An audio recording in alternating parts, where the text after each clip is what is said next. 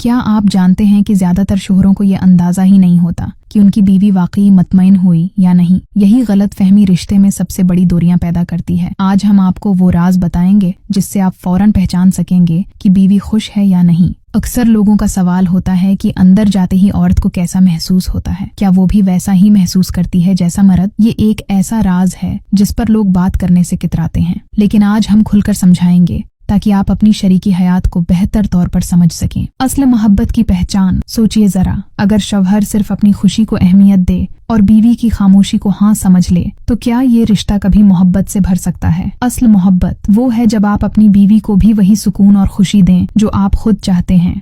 दोस्तों, शादीशुदा जिंदगी में खुशी और सुकून तभी आता है जब मियाँ बीवी एक दूसरे को मुकम्मल तौर पर समझें। मगर एक सवाल ऐसा है जिस पर सबसे ज्यादा शक किया जाता है, और वो है क्या बीवी वाकई मुतमईन हुई या नहीं। यही वो राज है जो अक्सर लोग नहीं जान पाते, और यही गलत फहमी रिश्ते में दूरियां ले आती है। बीवी के मुतमईन होने की निशानियां। पॉइंट 1, सांसों का तेज होना। जैसे जैसे औरत क्लाइमेक्स के करीब पहुंचती है, इसकी सांसें भारी और तेज हो जाती हैं। पॉइंट 2, जिस्म में कपकपी या लज्जत के झटके, खास तौर पर पेट के निचले हिस्से और टांगों में। 3, दिल की धड़कन का तेज होना जो करीब से महसूस की जा सकती है। पॉइंट 4, आवाज में तब्दीली या खामोशी। कुछ खवातीन जज्बाती अंदाज में आवाज निकालती हैं जबकि कुछ बिल्कुल खामोश रहती हैं। दोनों आम रद्दामल हैं। पॉइंट 5, अंदरूनी अजलात की हरकत जो क्लाइमेक्स का वाज़ेह इशारा है। पॉइंट 6, जज्बाती रद्दामल। कुछ खवातीन बाद में पुरस्कून हो जाती हैं जबकि कुछ की आंखों में आंसू आ जाते हैं। ये सब नॉर्मल है क्योंकि ये जिस्मानी और जहनी रिलीज है। क्यों बहुत सी ख्वातीन मुकम्मल तस्कीन तक नहीं पहुंच पाते?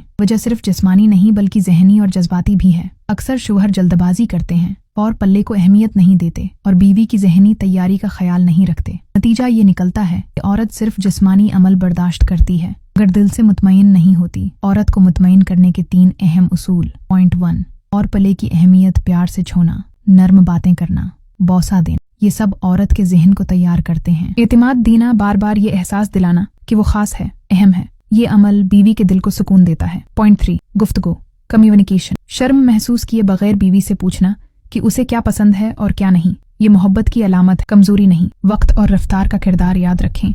औरत को क्लाइमेक्स तक पहुंचने में वक्त लगता है। अगर शौहर आहिस्ता आहिस्ता रद्दम के साथ आगे बढ़े तो बीवी के लिए ये सफर ज्यादा खुशगवार हो जाता है। औरत को जल्दबाजी नहीं बल्कि सुकून और मुस्तकिल मिजाजी चाहिए। हसास मकामाती पर तवज्जो। औरत के जिस्म में कुछ हिस्से ज्यादा हसास होते हैं जैसे गर्दन, कान, कमर का निचला हिस्सा वगैरह। इन पर तवज्जो देने से औरत ज्यादा तेजी से मुतमईन हो सकती है। हम बस्तरी के बाद का रवैया। अक्सर मर्द फारिग होते ही रुख मोड़ लेते हैं या सो जाते हैं, लेकिन ये लम्हा औरत के लिए सबसे ज्यादा अहम होता है। अगर इस वक्त बीवी को तन्हा महसूस हो तो उसका दिल टूट जाता है। हम बस्तरी के बाद चंद लम्हे साथ लेटना, बातें करना, बीवी को करीब रखना, ये सब उसके लिए जज्बाती सुकून का बायस बनता है।